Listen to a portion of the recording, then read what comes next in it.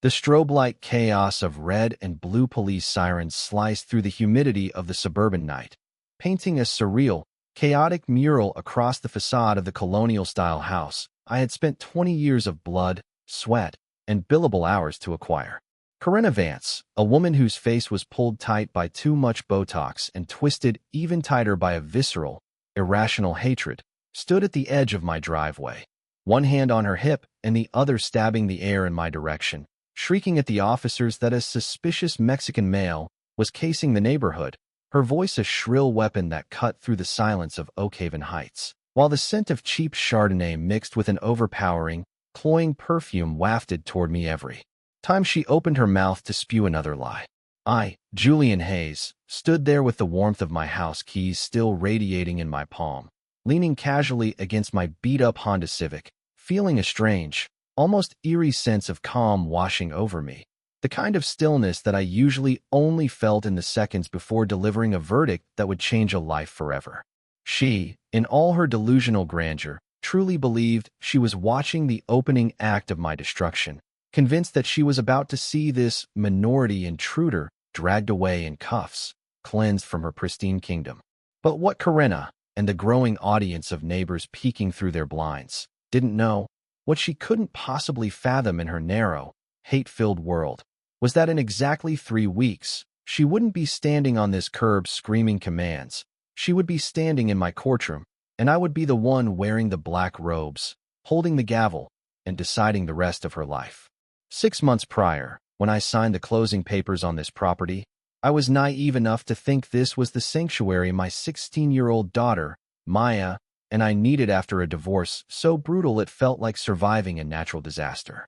Oakhaven Heights was sold to me as the American dream packaged in manicured lawns and white picket fences, a place where Maya actually squealed with delight upon seeing teenagers shooting hoops in the driveway next door, the rhythmic thud of basketballs on concrete sounding like the heartbeat of a new beginning. But we were wrong, so incredibly wrong, because right across the street, Corinna Vance, the self-anointed queen of the cul-de-sac, secretary of the Oakhaven Community Association, OCA, and digital tyrant of the neighborhood Facebook group, was already sharpening her knives. Within 48 hours of unpacking our first box, the welcome wagon arrived in the form of a neon yellow citation tucked under my windshield wiper, claiming my sedan was a commercial vehicle due to slightly tinted windows, a claim so absurd it would be laughable if it wasn't so clearly malicious. Elias Thorne, a retired homicide detective who lived 4 doors down and drank his morning coffee with the weary look of a man who had seen too much, warned me in a low, gravelly voice that Corinna had a system, a brutal, efficient playbook where she targeted families who didn't fit her aesthetic, tormenting them with 1,000 paper cuts until they broke and fled. The war escalated from paper to psychological warfare the morning after the police incident, when I woke up to Maya's confused voice, pointing out the window where Corinna was personally directing a crew to install high-definition security cameras, every single lens angled aggressively toward my front door and living room windows, turning our existence into a surveillance state. By 10 a.m., a city code enforcement officer was shifting uncomfortably on my porch, apology written all over his face as he explained he'd received an anonymous tip about my grass exceeding the 4-inch ordinance. Even though the morning dew was still glistening on blades that were barely touching 3 inches, a waste of taxpayer money that made my blood boil not out of fear, but out of a cold, calculated resolve. But the moment that truly flipped the switch, the moment this stopped being a neighborhood dispute and became a personal crusade, was when Maya walked through the door after school, her backpack dragging on the floor like an anchor, her eyes red and swollen. She collapsed into a kitchen chair and told me through sobbing breaths that Chloe Vance, Corinna's daughter, had told the entire junior class that my car was proof I was a drug dealer and that her mother was going to clean up the trash, a rumor that shattered my daughter's confidence and turned her sanctuary into a prison. The sound of her weeping broke something inside me, but it also woke up the predator that lives inside every seasoned jurist, and I realized that I wasn't going to move. I wasn't going to hide. I was going to use the very law she tried to weaponize against me to dismantle her life, brick by brick. I started with a move we in the legal world call discovery, paying a surveyor $150 to map out the property lines with laser precision. And when the results came back, I let out a laugh that echoed off the granite countertops. Corinna's precious, prize-winning rose garden and her pristine white fence were sitting a full 18 inches on my land. But I didn't storm over there. No, I played the long game, filing a formal complaint with the State Real Estate Board about her discriminatory online conduct, submitting a Freedom of Information Act request for the IP addresses of the anonymous code complaints, and calling my old law school buddy, attorney Sarah Jenkins, to start drafting a federal civil rights lawsuit. Corinna, oblivious to the legal storm brewing, called an emergency OSA meeting in the community center that smelled of stale coffee and power trips, standing at the podium like a dictator, flashing photos of my Honda, and demanding tighter restrictions to keep out undesirables.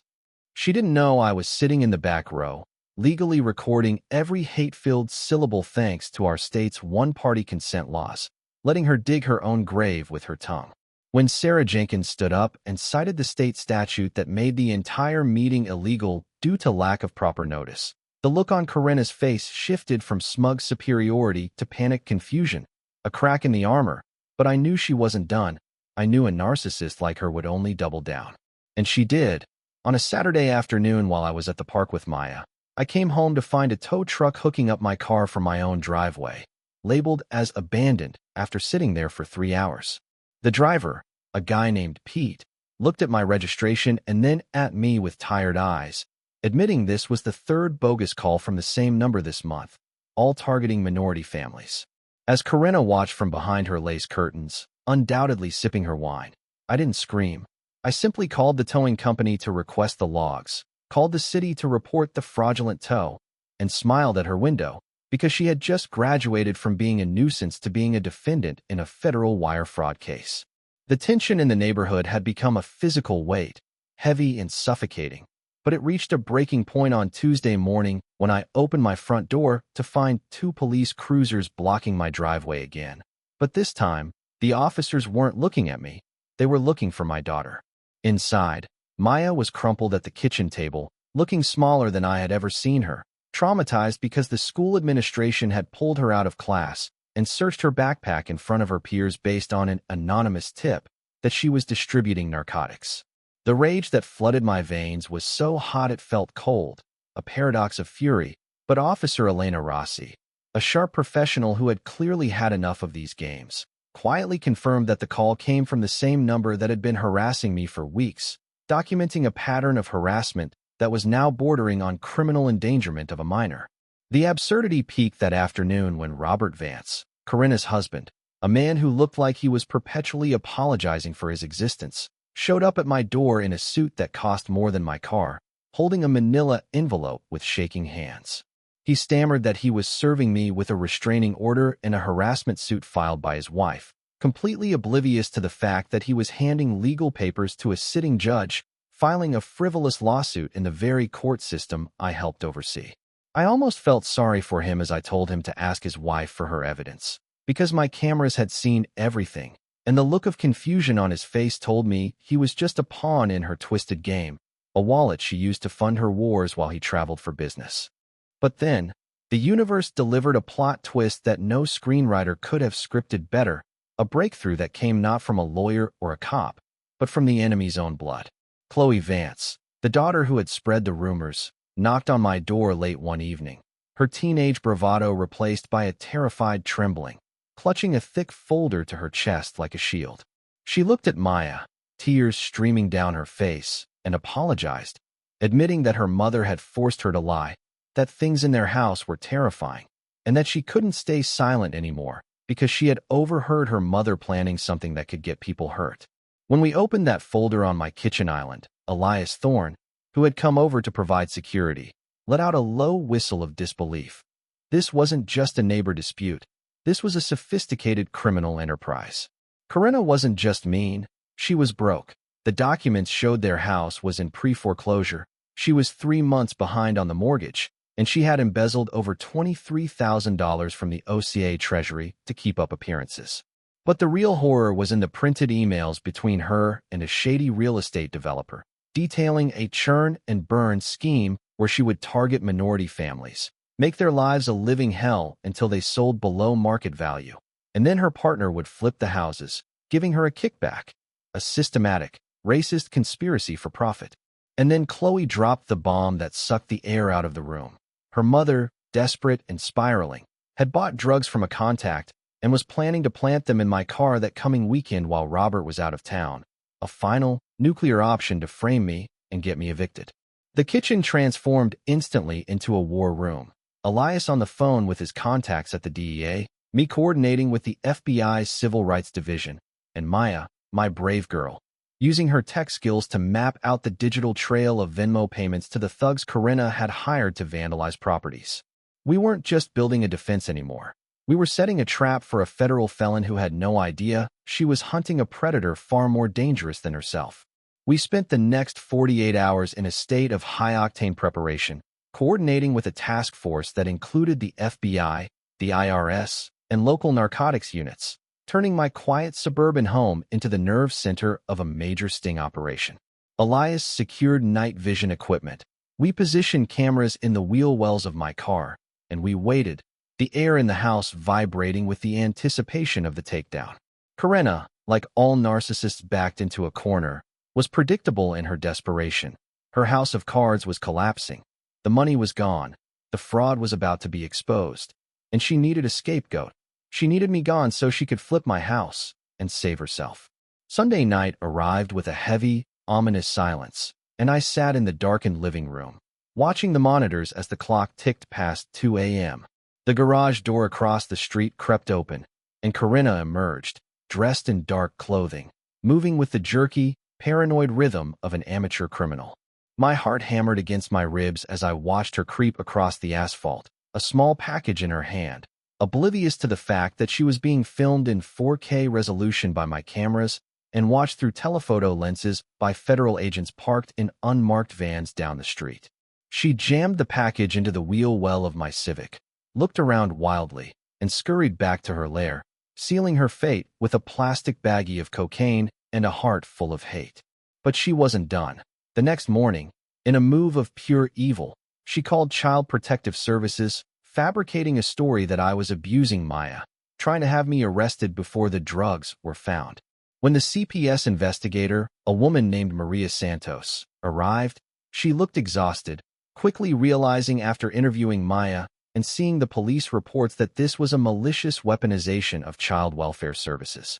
Robert Vance returned home that afternoon, looking like a man who had stared into the abyss, confessing to me in my driveway that he had found out about the missing money, the lies, and the foreclosure, realizing too late that he had been sleeping next to a monster who had destroyed their financial future and was now trying to destroy mine. Tuesday morning, 6:47 a.m., the world exploded. The sound of a battering ram hitting my front door shook the house to its foundation, followed by the booming, authoritative voices of FBI agents screaming, "Search warrant." It was theater, pure and simple, the final act of Corinna's script playing out exactly as she hoped, or so she thought.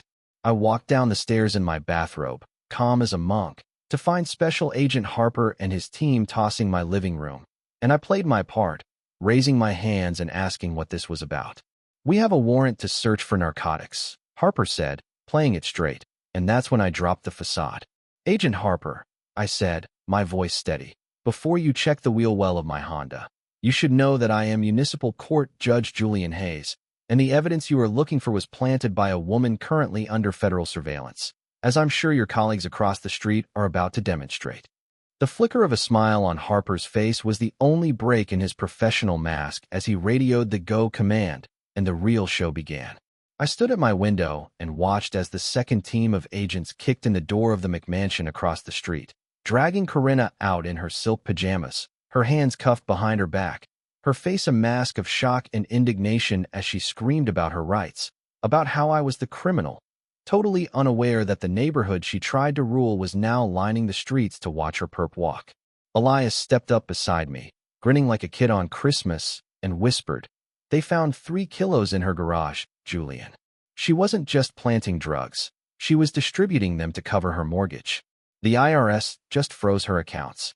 The fallout was nuclear. The news vans descended like vultures, broadcasting the story of the suburban queen pin, to the nation, revealing the embezzlement, the housing discrimination, the drugs, and the fraud.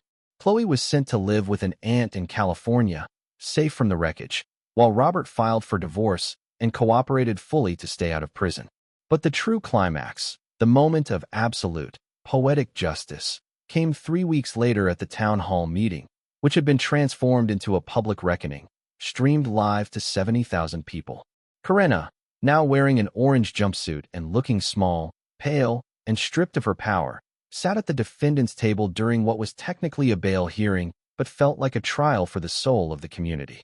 The prosecutor laid out the case, the video of her planting drugs, the audio of her racist rants, the financial records of her theft, and the room vibrated with the collective anger of a community that had been poisoned by one woman's hate. Then, the mayor asked if anyone wanted to speak, and I stood up, smoothing the front of my suit, and walked to the podium not as a victim, but as the authority she had so grossly underestimated. The room went deathly silent as I locked eyes with Corinna, and I saw the moment of realization hit her, the moment she recognized the cadence of my voice, the posture, the authority. "Mrs. Vance," I began, my voice projecting without a microphone. "You spent 6 months trying to destroy my life because you assumed I was powerless, because you looked at my skin color and my car and decided I was prey. You weaponized the police, the city code, and even child services against my family." I paused, letting the weight of the moment hang in the air. "But you made one fatal error. You never bothered to ask who I was. I am Judge Julian Hayes, and I have spent the last decade sentencing people who think they are above the law, just like you." The gasp from the audience was audible, followed by a roar of applause that shook the rafters, a release of tension that had been building for months. Corinna slumped in her chair, her face burying in her hands as the reality of her situation crashed down. She hadn't just fought a neighbor.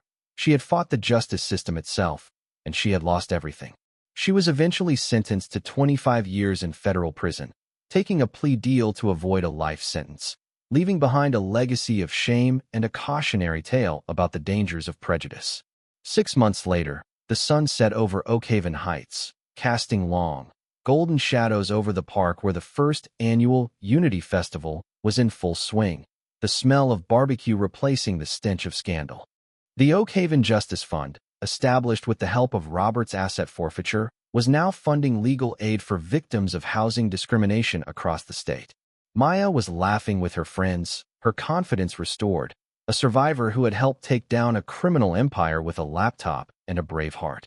As I stood there, watching the diverse crowd of families enjoying the peace we had fought so hard to win, I realized that the best revenge wasn't the prison sentence. It was this, a community that refused to be divided, thriving in the very place she tried to keep segregated. But it leaves you with a question that keeps me up at night. I was a judge, I knew the law, I had the connections to fight back. But what about the families who don't? What happens when the Corinna of the world targets someone who can't call the FBI? That is the real fight, and it's just beginning. So, tell me in the comments, have you ever had a neighbor from hell who tried to ruin your life? How did you handle it? Because trust me, silence only feeds the monster. Sometimes, you have to burn the castle down to save the kingdom. Stay tuned, because next week, we're talking about a corrupt inspector who messed with the wrong architect. You won't want to miss it.